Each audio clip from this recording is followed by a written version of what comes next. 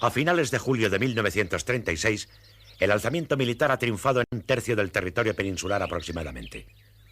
Su objetivo fundamental es tomar Madrid, capital del Estado. Para ello, es imprescindible asegurar el transporte de las tropas de África a la península.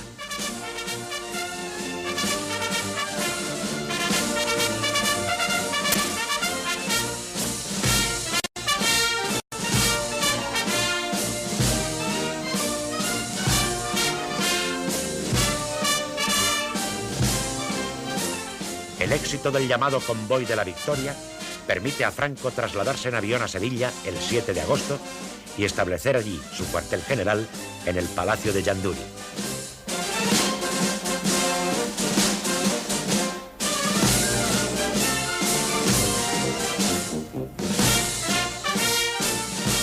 El optimismo de Franco queda de manifiesto en estas declaraciones leídas en inglés para un noticiario británico.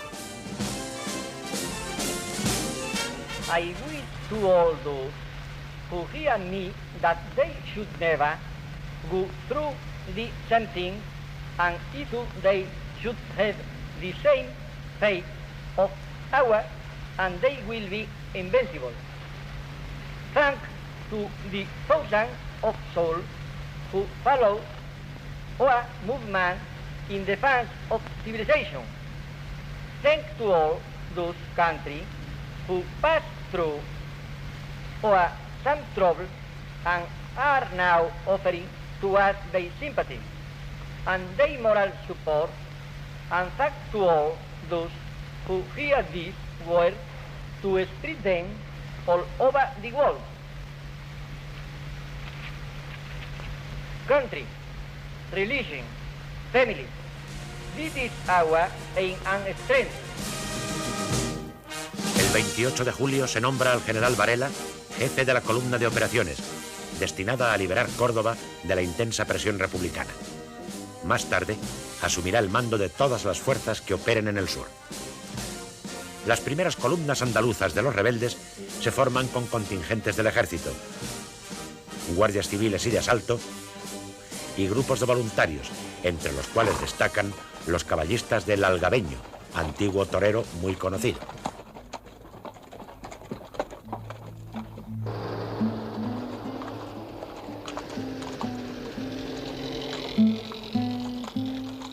Estas fuerzas se dedican a la represión tajante de todo foco de oposición real o potencial. Dejan organizada la retaguardia y la vida civil, clausurando sindicatos, destituyendo ayuntamientos, nombrando comisiones gestoras y encuadrando las milicias. De este modo, garantizan el rápido avance de las tropas. En muchas de estas acciones, llamadas de limpieza o de pacificación, participan aristócratas y terratenientes. Víctimas principales de esta represión son los campesinos que se habían significado en la lucha sindical o en la ocupación de fincas.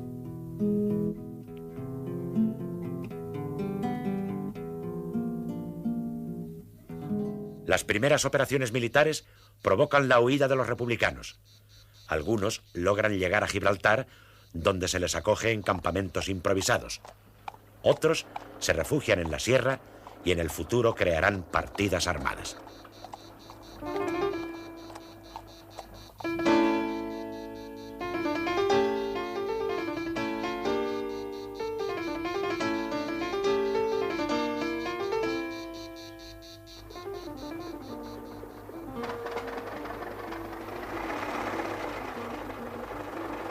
Al mismo tiempo que se producen estos acontecimientos, se decide avanzar rápidamente sobre Madrid. Es el objetivo en el que coinciden Franco y Mola.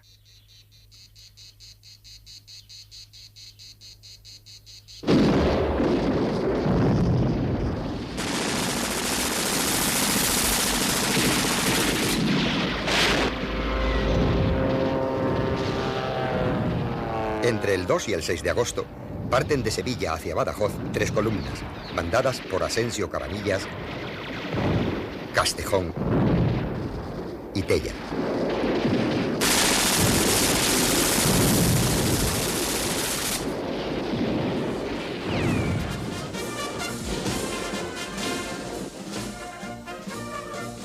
El avance de estas tropas, fundamentalmente constituidas por fuerzas africanas, es rápido, de forma que el día 11, el teniente coronel Juan Yagüe, que toma el mando táctico de lo que ya se conoce como Ejército Expedicionario de Marruecos, se encuentra ante Mérida.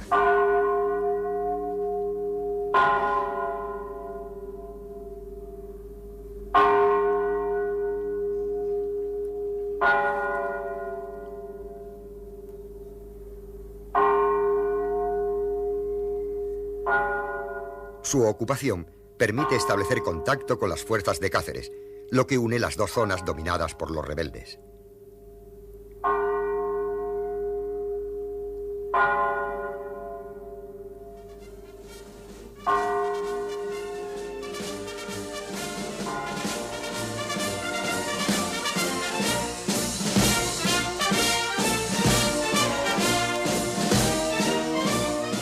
Las tropas del Ejército de África avanzan en los primeros días rápidamente, sin encontrar oposición efectiva.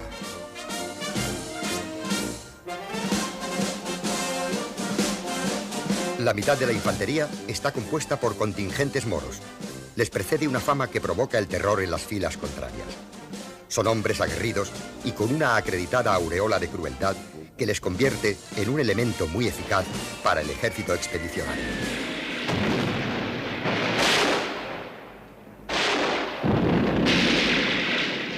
Excepto en Navarra y algún otro lugar, la sublevación se ha producido al amparo de la bandera republicana.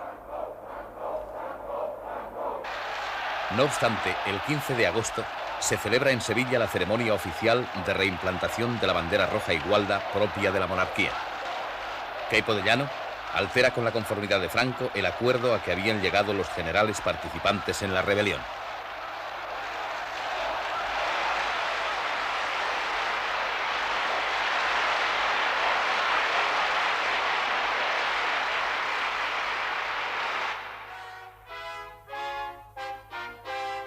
Franco afirma que la bandera bicolor es la insignia de una raza, de unos ideales, de una dignidad, de una religión, de todo lo que está en peligro de desaparecer por el avance de las hordas marxistas y de la propaganda de Moscú.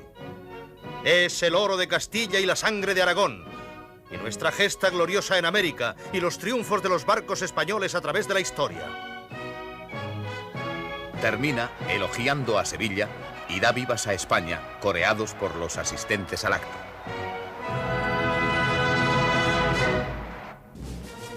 Un desfile militar cierra la ceremonia.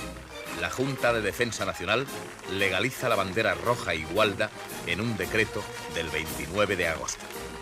En el preámbulo se justifica tal medida al afirmar: solo bastardos intereses, cuando no criminales propósitos, de destruir el sentimiento patriótico en su raíz, pueden convertir en materia de partidismo político lo que por ser símbolo egregio de la nación está por encima de parcialidades y accidentes. La amenaza que supone la acumulación de fuerzas rebeldes en el sur hace reaccionar al gobierno republicano. El general Miaja recibe el 27 de julio la orden de formar una potente columna y dirigirse por Despeñaperros sobre Córdoba y Sevilla. Esta iniciativa trata de impedir el acceso a la meseta mediante el control de la principal ruta entre Andalucía y la capital. La columna de Miaja avanza muy lentamente. En Albacete confluyen las fuerzas procedentes de Castellón, Valencia, Alcoy, Cartagena y Murcia.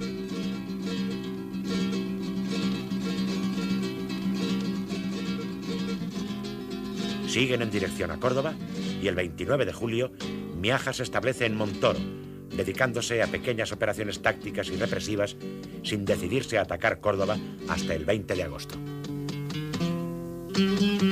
Durante este tiempo, las fuerzas de Queipo de Llano han conseguido establecer enlace con la guarnición de Granada, ciudad que había quedado aislada en medio del territorio republicano. Partiendo de Sevilla, ocupan La Roda, Antequera, Archidona y Loja, estableciendo comunicación por tierra entre las dos capitales andaluzas.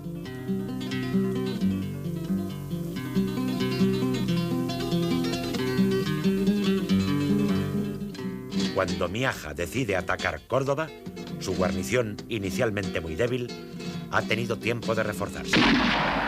El ataque termina en un rotundo fracaso. Miaja se repliega el 29 de agosto.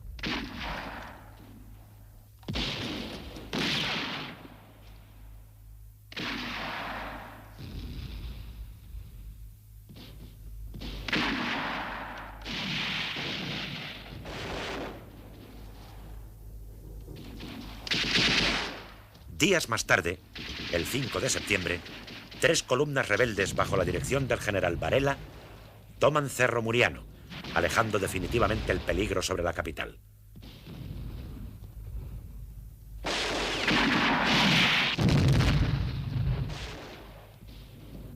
A partir del 21 de septiembre, Queipo de Llano ataca la provincia cordobesa con el fin de hacerse con la cuenca minera e industrial de Peñarroya-Pueblo Nuevo. La maniobra se prolonga hasta el 14 de octubre y Queipo consigue conquistar una amplia zona de la provincia.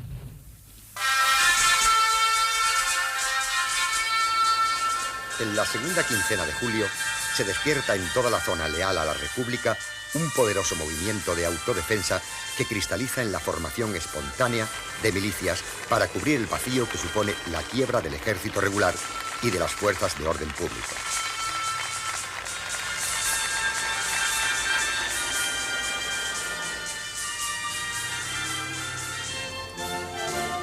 En Madrid, entre las milicias creadas por agrupaciones profesionales, son de notar el Batallón Artes Blancas, de panaderos, el Batallón Artes Gráficas y las milicias de artistas de variedades de la UGT.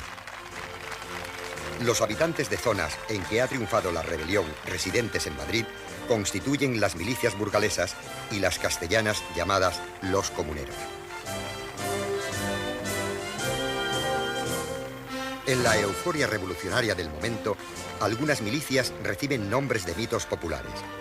Es el caso del batallón Aída Lafuente, en recuerdo de la joven comunista muerta en la Revolución Asturiana de 1934, y del batallón Condés, capitán de la Guardia Civil, implicado en el asesinato de Calvo Sotelo.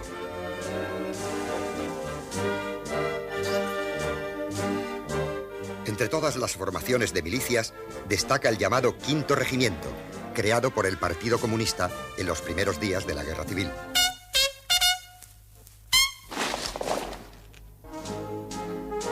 No se trata propiamente de un regimiento, sino de un centro de alistamiento e instrucción instalado en un convento de la calle de Francos Rodríguez.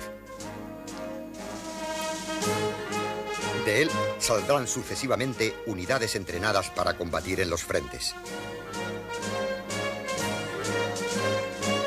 Dentro del Quinto Regimiento sobresalen por su capacidad nombres que tendrán un papel importante en la contienda.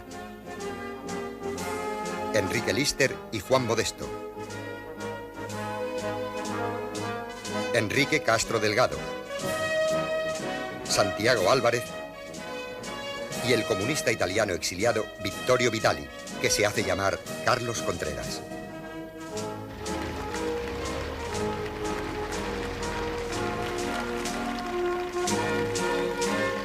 Las primeras unidades que parten para el frente desde el cuartel del Quinto Regimiento son las célebres compañías de acero.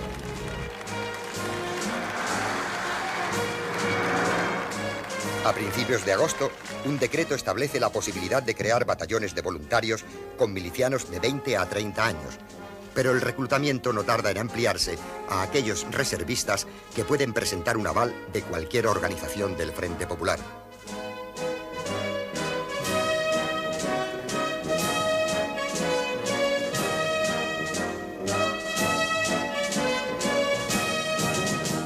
Oficiales fieles a la República reciben por su parte orden de formar dichos batallones de voluntarios.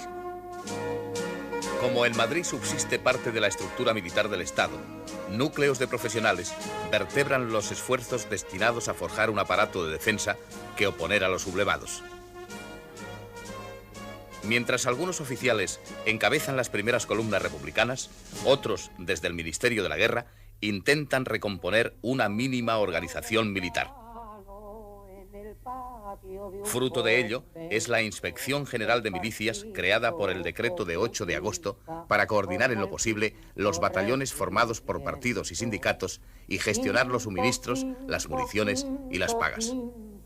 Quinto regimiento, con Lister el campesino, con Galán y con Modesto, con el comandante Carlos, no hay milicianos con miedo. Para reestructurar un ejército regular, se crea más tarde la Junta Central de Reclutamiento, que llama a filas a los reemplazos de los años 1933, 1934 y 1935, a fin de incrementar los efectivos en armas.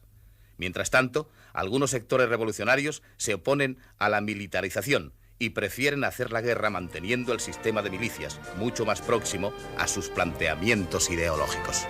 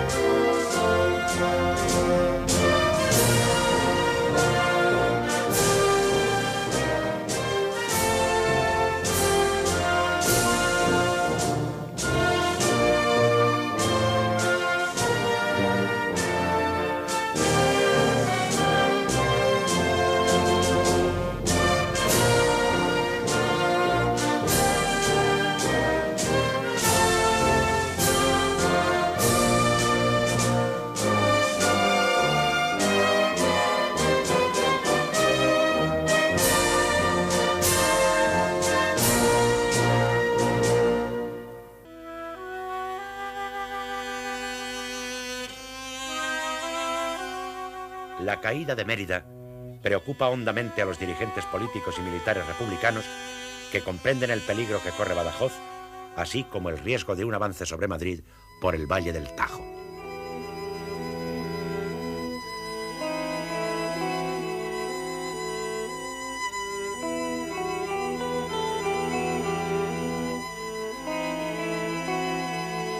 Los refuerzos no llegan a tiempo de salvar Badajoz, donde las fuerzas del teniente coronel Yagüe han iniciado ya el ataque.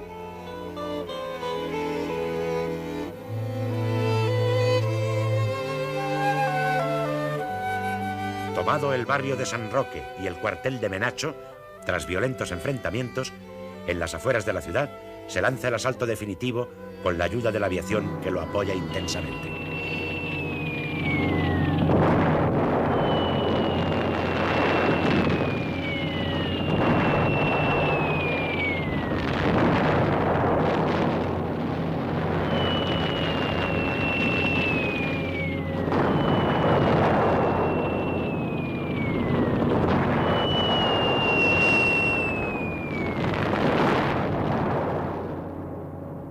Defiende Badajoz el coronel Puigdengola, que aprovecha la línea de la muralla para emplazar en ella sus ametralladoras. Los legionarios son rechazados repetidas veces hasta que por fin penetran en la ciudad a través de la llamada Brecha de la Muerte, abierta por la artillería.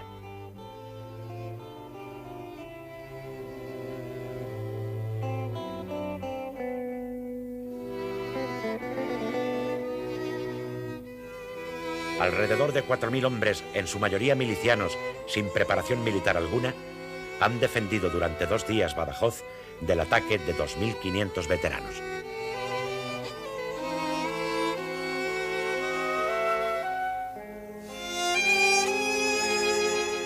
El coronel Puigdengola, el gobernador civil, otros oficiales y aproximadamente más de 1 millar de soldados, mujeres, niños y paisanos logran pasar a Portugal.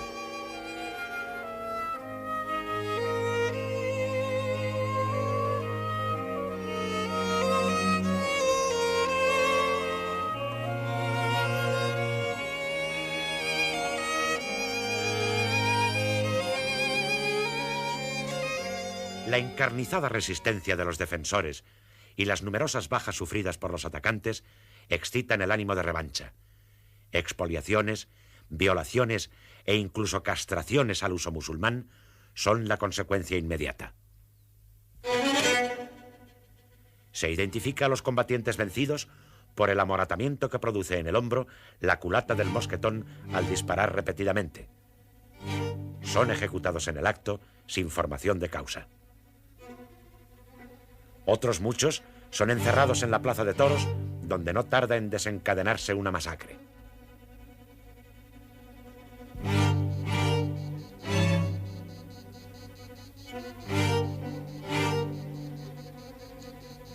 Las noticias de periodistas extranjeros simpatizantes de uno u otro bando, como el portugués Mario Neves o el norteamericano Jay Allen, conmocionan la opinión internacional.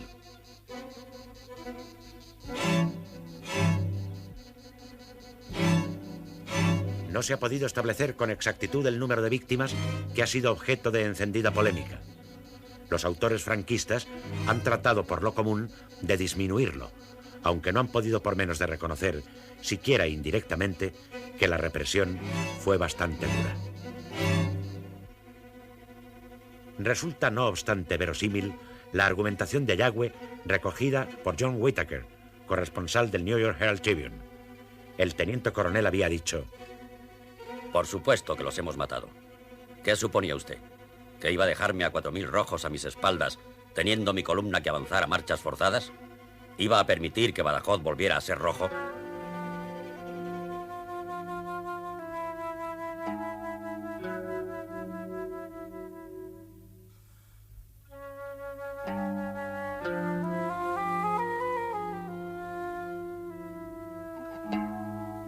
En cualquier caso, las numerosas versiones publicadas en la prensa extranjera, el temor a moros y a legionarios y las noticias filtradas desde el frente sobre las características de la represión darán pábulo a abundantes relatos de terror que prenden fácilmente en una población atemorizada por la rebelión de una parte del ejército y que se siente inerme ante el avance de las tropas de África.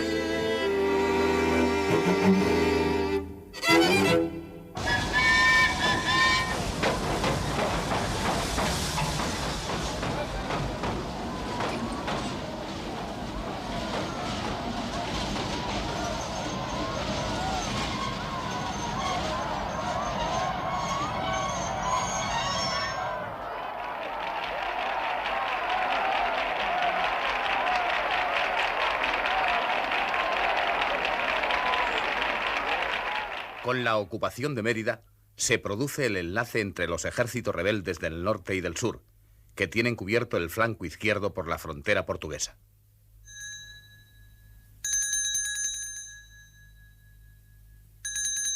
El camino hacia Madrid queda abierto.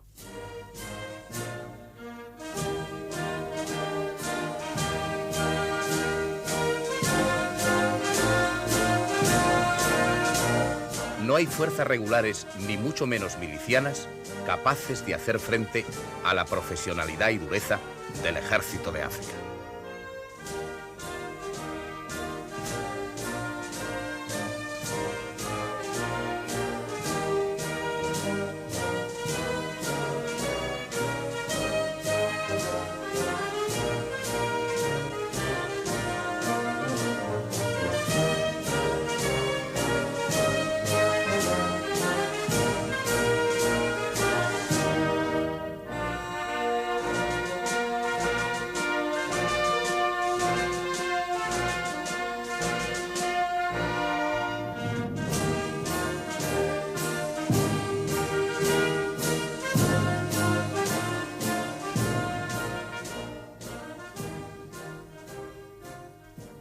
Las consecuencias de lo ocurrido en Badajoz se hacen sentir inmediatamente en Madrid, que vive en medio de la tensión y el desorden. El 22 de agosto tiene lugar en la cárcel Modelo la primera matanza colectiva que se produce en la capital tras los sucesos del cuartel de la Montaña. Sobre las 5 de la tarde se produce un incendio quizá provocado por algunos presos en complicidad con funcionarios de prisiones para, en medio de la confusión, darse a la fuga.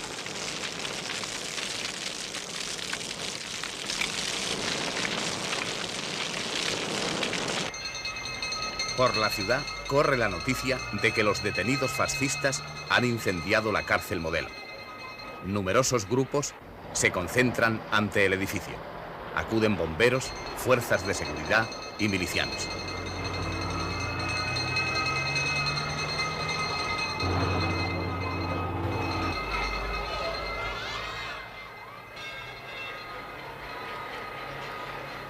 Al penetrar en el recinto suenan algunos disparos. La multitud, exasperada, toma la cárcel por asalto.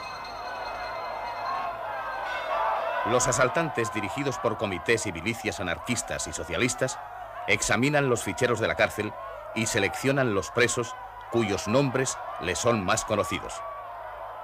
Las turbas asesinan en el patio de la cárcel a más de 30 personas aquella misma tarde. Los asesinatos continúan al día siguiente. Entre las víctimas se encuentran Melquiades Álvarez, expresidente del Congreso; José Martínez Velasco, exministro y fundador del Partido Agrario; Fernando Primo de Rivera, hermano del fundador de Falange; Julio Ruiz de Alda, cofundador de Falange y tripulante del vuelo del Plus Ultra; Manuel Rico Abello, antiguo ministro y alto comisario de España en Marruecos; José María Albiñana, fundador del primer partido fascista español; los generales Villegas y Capaz; Santiago Martín Báguenas, comisario de policía, confidente de Mola, y otros muchos más. Entre quienes se encuentran en la cárcel y se libran de la muerte figuran Ramón Serrano Súñer, diputado de la Ceda y cuñado de Franco; Antonio Lizarza, director de la Organización Militar de los Requetés Navarros y enlace de estos con el general Mola; y Raimundo Fernández Cuesta, jerarca de Falange. En la prensa republicana se condenan duramente tales actos de barbarie. Julián Zugazagoitia, director del Socialista, escribe el editorial del 23 de agosto. Nos declaramos enemigos de toda acción de violencia, en las personas y en las cosas, cualquiera que sea el designio con que se cometa. La conducta de los rebeldes, cualquiera que sea la sevicia en que la inspiren, no puede servirnos de ejemplo ni disculpa. ¿Acaso no estamos en el deber de probar que somos distintos? El presidente de la República, Manuel Azaña, siente deseos de dimitir, cuando se entera, y más tarde escribe. Yo estaba en Madrid la terrible noche de agosto en que fue asaltada la cárcel y asesinadas por una turba furiosa algunas personas conocidas. Yo también hubiera querido morir en aquella noche, o que me mataran. El jefe del gobierno, José Giral, lloraba lágrimas de horror.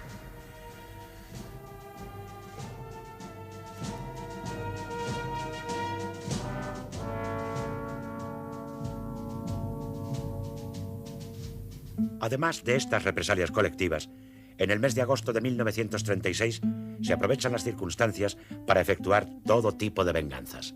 Entre las muchas que se producen cabe citar dos, una en cada zona.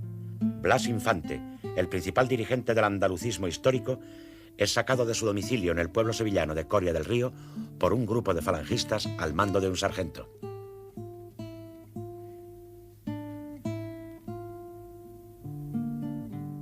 El día 11 de agosto es fusilado en las afueras de Sevilla sin formación de causa. Se le procesa 4 años después de su muerte y, aplicando una ley de 1939, por haberse significado como propagandista para la constitución de un partido andalucista o regionalista andaluz y por oponerse de manera activa al movimiento nacional, se le condena, después de fusilado, a una multa de 2.000 pesetas.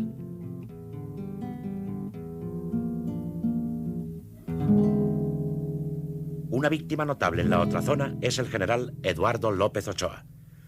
Conspirador republicano en 1930 y miembro de la masonería, mandó las tropas que sofocaron la rebelión asturiana de 1934. El 16 de agosto está ingresado en el Hospital Militar de Carabanchel. Un grupo de milicianos, con la intención de vengar la represión de Asturias, lo saca del hospital, lo fusila, lo decapita y a continuación pasea su cabeza por las calles de Madrid.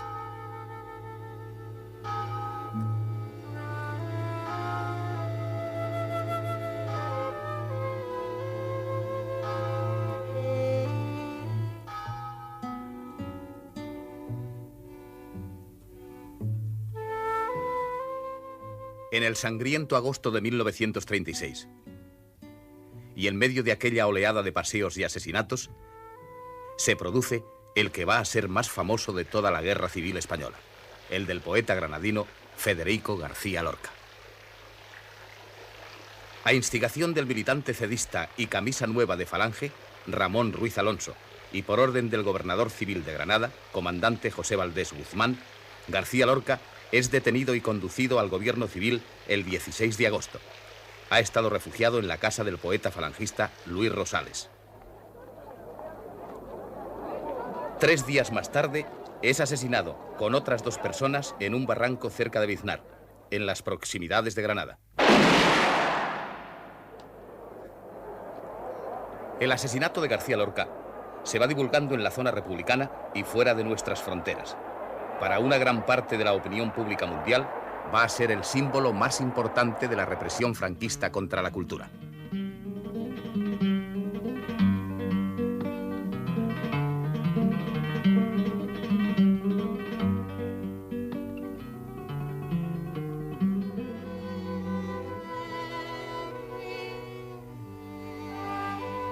La guerra lleva a los españoles a una situación límite.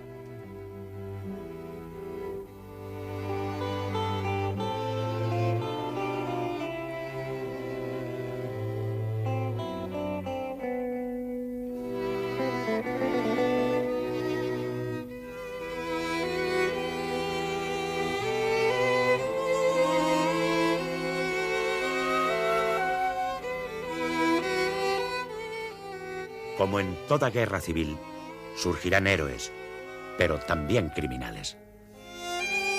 La contienda hará ver con la mayor claridad y crudeza a qué alturas de abnegación y a qué bajezas son capaces de llegar muchos hombres y mujeres.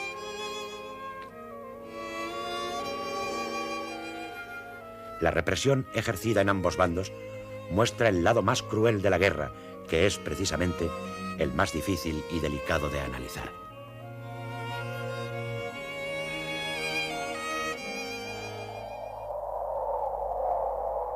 La represión es especialmente dura en los 2 primeros meses de la contienda. Roto el dique de la legalidad y bajo el pretexto de limpiar de enemigos la retaguardia, en ambas zonas se desencadena el terror.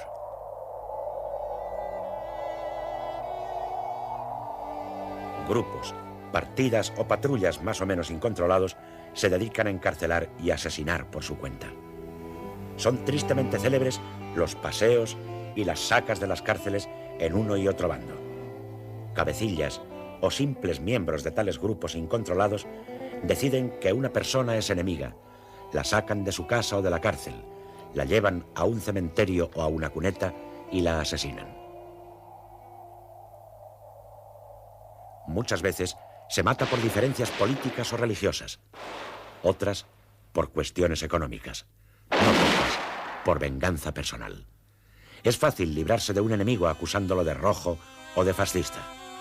A veces, los asesinos se incautan de los bienes del muerto. Surge así la clásica espiral de violencia.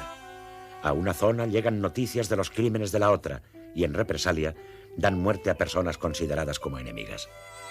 Incluso se llega a justificar esta venganza con el argumento de que más matan en la otra zona. En Sevilla, el general Queipo de Llano declara por radio el 25 de julio. Por cada persona que maten, inexorablemente yo mataré 10.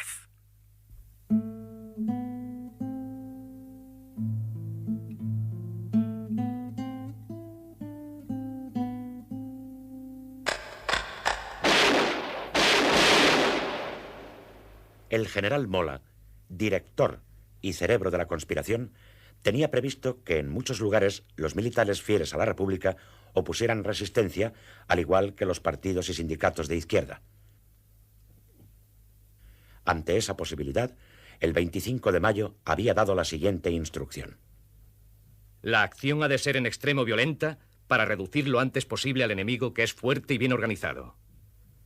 Serán encarcelados todos los directivos de los partidos políticos, sociedades o sindicatos no afectos al movimiento, aplicándoles castigos ejemplares para estrangular los movimientos de rebeldía o de huelga. y el 24 de junio insistirá. El movimiento ha de ser de una gran violencia. Las vacilaciones no conducen más que al fracaso. Según relata su propio secretario personal, José María Iribarren, una vez comenzado el alzamiento, Mola declarará: Yo ya he decidido la guerra sin cuartel. Yo veo a mi padre en las filas contrarias y lo fusilo.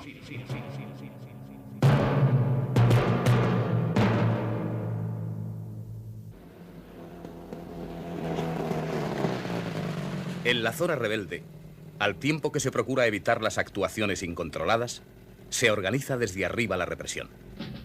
El instrumento jurídico es el bando que declara el estado de guerra que afecta no solo a los militares, sino a toda la población. El 28 de julio, la Junta de Defensa Nacional lo extiende a todo el territorio dominado por los sublevados. Y a continuación, aplicando el Código de Justicia Militar, se ponen en marcha los consejos de guerra sumarísimos, en los que difícilmente pueden los reos contar con las garantías jurídicas necesarias. Las sentencias dictadas por estos consejos de guerra juzgan y condenan como rebeldes precisamente a los militares que se han opuesto a la sublevación y que han defendido la legalidad constitucional y el gobierno de la República. Son como sentencias al revés, en que los autores de la rebelión del 18 de julio consideran que los rebeldes no son ellos, sino el gobierno del Frente Popular y quienes lo apoyan. Las autoridades de la zona republicana tratan de acabar con la represión de los incontrolados. Los consejos de guerra solo juzgan a militares, puesto que, aunque resulte paradójico, el gobierno no ha declarado el estado de guerra. A los paisanos los juzgan los llamados tribunales populares, creados el día siguiente de los sucesos de la cárcel Modelo, con el fin, dice el decreto, de evitar matanzas frenéticas. Están compuestos por magistrados de carrera y por representantes de las organizaciones políticas republicanas. Actúan por procedimiento sumarísimo y con frecuencia el acusado carece de las más elementales garantías jurídicas. El sectarismo predomina casi siempre. Muchas veces lo que se juzga no son hechos tipificados como delitos, sino simples ideas políticas o religiosas. Entre las víctimas primeras y más señaladas se encuentran los militares que, por convicción, se han puesto en contra del poder dominante en cada zona. Así, en zona republicana, por sublevarse contra la República, son ejecutados o asesinados militares prestigiosos como Godet, Fanjul, Capaz y López Ochoa. Y en zona rebelde, por no adherirse al alzamiento y permanecer fieles a la República, lo son Batet, Núñez del Prado, Campins, Álvarez Builla, Puente Bahamonde, Seco Sánchez y Romerales, entre otros.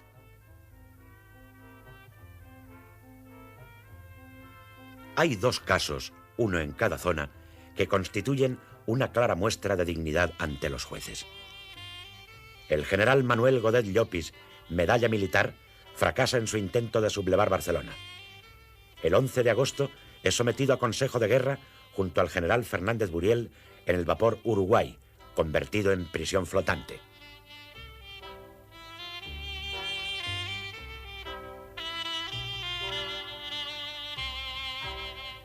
Godet se mantiene sereno a lo largo del juicio, con la cabeza alta y vestido de uniforme.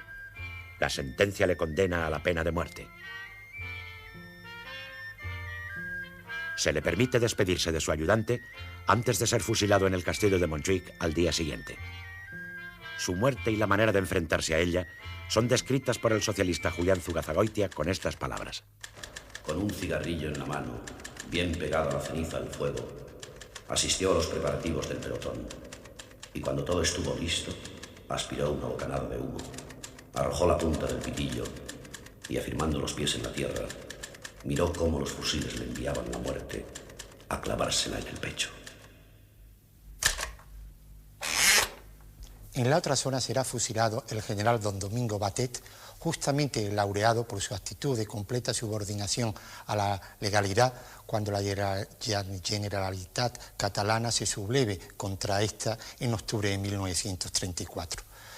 Cuando se produce el alzamiento, mandará la 6ª División Orgánica con sede en Burgos y, al oponerse a la sublevación, será encarcelado por sus subordinados. Hombre de gran prestigio por sus cualidades castrenses y prendas personales, en el momento de ser condenado a muerte intercederán por él grandes personalidades de la milicia y de la Iglesia. Entre los primeros estarán el general Queipodellano y el general Cabanellas, y en los segundos el cardenal Gomá y el propio secretario de Estado, el cardenal Pacelli. Sin embargo, todas estas peticiones de clemencia no encontrarán eco en Franco, que hará oídos sordos a estas solicitudes.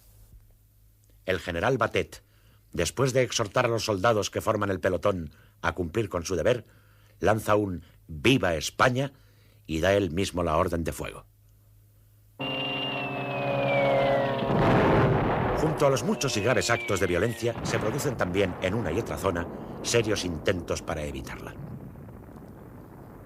El Gobierno de la República y la Generalitat de Cataluña se esfuerzan por facilitar pasaportes a personas que se sienten amenazadas para que puedan trasladarse al extranjero. De los puertos de Barcelona, Alicante y Valencia salen buques llenos de pasajeros que se dirigen a Francia o Italia.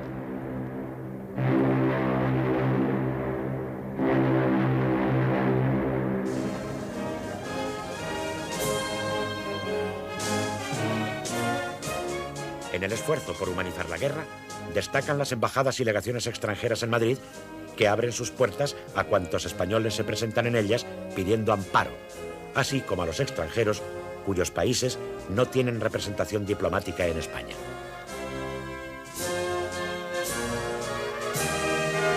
Tras la matanza de la cárcel Modelo, el embajador de Chile y decano del cuerpo diplomático, Aurelio Núñez Morgado, plantea el tema del asilo diplomático al ministro de Estado, Augusto Bárcena. Este asegura que la República respetará el derecho de asilo, como así ocurrió en efecto. Muchos españoles salvarán su vida gracias a la protección de las embajadas, en las que vivieron hacinados y en condiciones precarias los 3 años de hostilidades.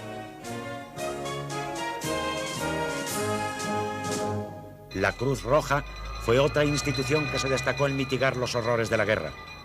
A finales de agosto llega a España Marcel Junot, delegado del Comité Internacional, que pronto instala delegaciones en las 2 zonas.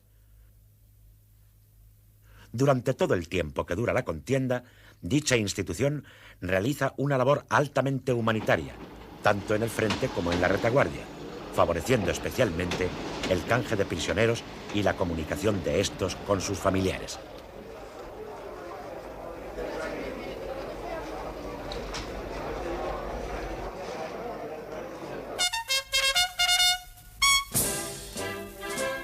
La Marina es uno de los cuerpos en los que más duramente se deja sentir la represión en los primeros meses, si bien no tiene las características ni la forma que una leyenda muy arraigada le ha atribuido. Se ha dicho que la marinería de los buques de guerra se sublevó contra sus jefes por orden del ministro de Marina, José Giral. Los asesinó y arrojó sus cadáveres al mar o a las calderas. La documentación disponible ha permitido a los historiadores establecer con claridad los hechos. La práctica totalidad de los jefes de la Armada se unen a la sublevación militar. La marinería y los cuerpos auxiliares, por el contrario, se mantienen fieles a la República. Y para impedir la sublevación de sus jefes, los detienen y les quitan el mando. De los buques que operan en el Mediterráneo, solo 3 se unen a la sedición. En el resto, la marinería y clases auxiliares abortan el intento de rebelión de sus jefes, que quedan presos, unos en sus propios barcos, otros en buques prisión.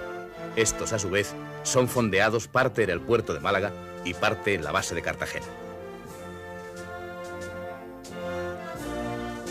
En los buques que operan en el Atlántico, los hechos son semejantes, salvo en el acorazado Jaime I, donde sí hay derramamiento de sangre.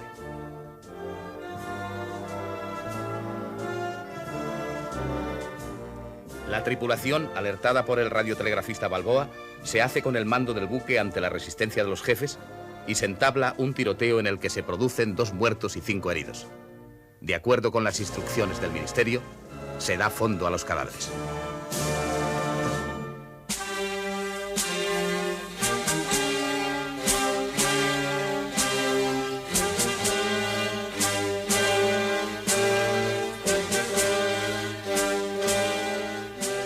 Ahora bien, si en los primeros momentos la vida de los jefes y oficiales es respetada, no ocurriría así posteriormente. Entre el 31 de julio y el 18 de agosto, la tripulación da muerte a los jefes y oficiales que habían quedado presos en sus propios barcos. Parte de los detenidos en Málaga son ejecutados en agosto y septiembre, tras ser sometidos a consejos de guerra. Otros son asesinados sin formación de causa. Las matanzas más graves son las sufridas a primeros de agosto por los detenidos en el penal de La Mola, en Mahón, y en los barcos anclados en aguas de Cartagena.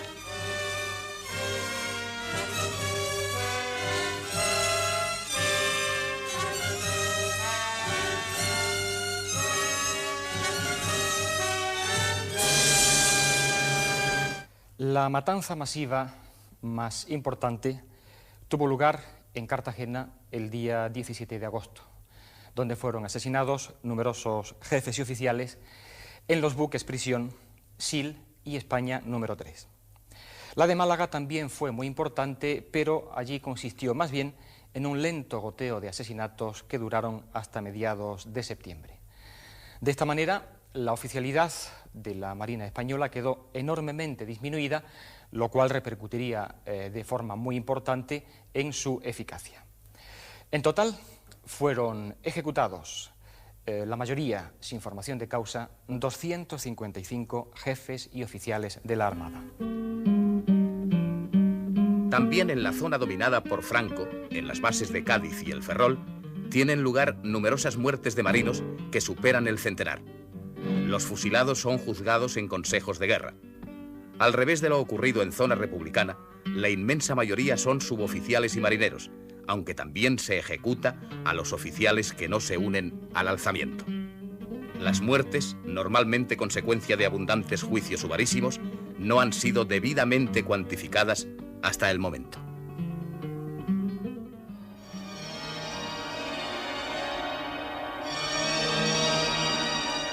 La Iglesia no participa en la conspiración previa al 18 de julio, pero numerosos seglares católicos y sacerdotes apoyan activamente el alzamiento. En los planes de los sublevados, la Iglesia no ocupa un lugar preponderante, aunque el trato que piensan darle es mucho más favorable que el que le ha otorgado la República.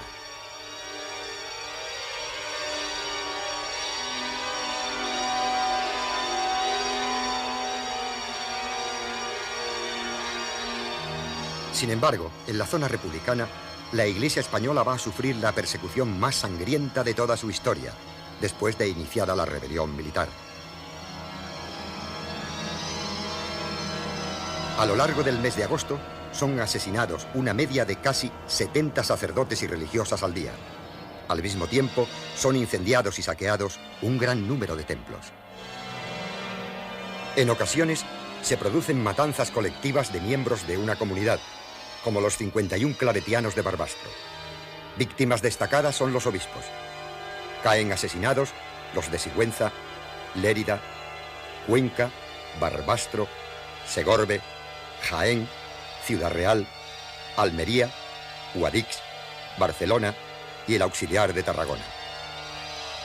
A mediados de septiembre, la cifra alcanza unos 3.500 sacerdotes, seminaristas, religiosos y religiosas.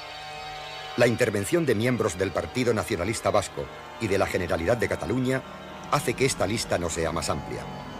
Gracias a ellos, se salvan los obispos de Tarragona, Tortosa y Valladolid.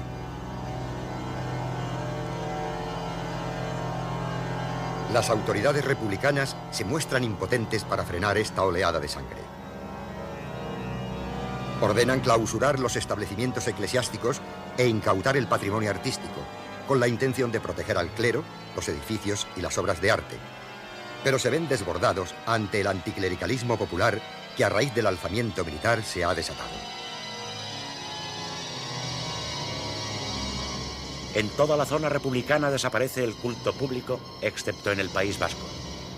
Hay lugares donde se organiza el culto clandestino a cargo de sacerdotes que han conseguido salvar la vida.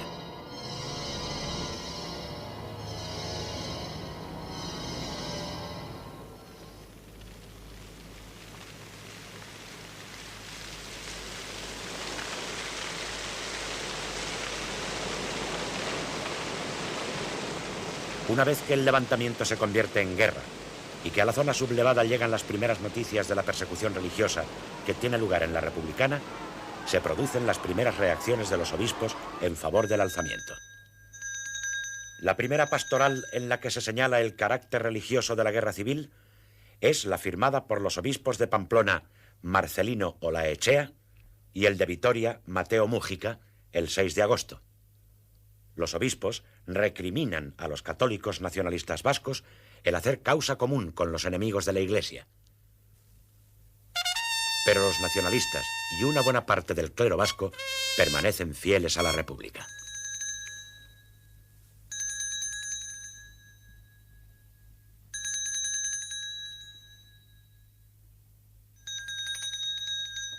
La identificación de la Iglesia con los sublevados adquiere un carácter llamativo cuando el obispo de Mallorca, Josep Miralles, bendice el 6 de septiembre, a instancias de la autoridad militar, aviones adquiridos en Italia. La persecución a que se ven sometidos los católicos españoles preocupa hondamente al Papa Pío XI. El diario pontificio El Osservatore Romano informa con detalle de las violencias, profanaciones y asesinatos, y al igual que otros diarios italianos, recoge las declaraciones que hacen los españoles huidos de la zona republicana. A finales de julio, marcha de Madrid el encargado de la nunciatura, Monseñor Silvio Sericano. El 12 de agosto, la Santa Sede envía al Gobierno de la República una enérgica protesta, aunque no se llega a la ruptura de relaciones diplomáticas. El 14 de septiembre, el Papa concede una audiencia a un grupo de católicos españoles y repite la protesta por los asesinatos y profanaciones que tienen lugar en zona republicana. La persecución que sufre la Iglesia española causa fuerte impacto en la opinión católica mundial. Se convierte en una baza importante a favor de los sublevados que aparecen ante Europa y el mundo como los defensores de la civilización occidental y cristiana.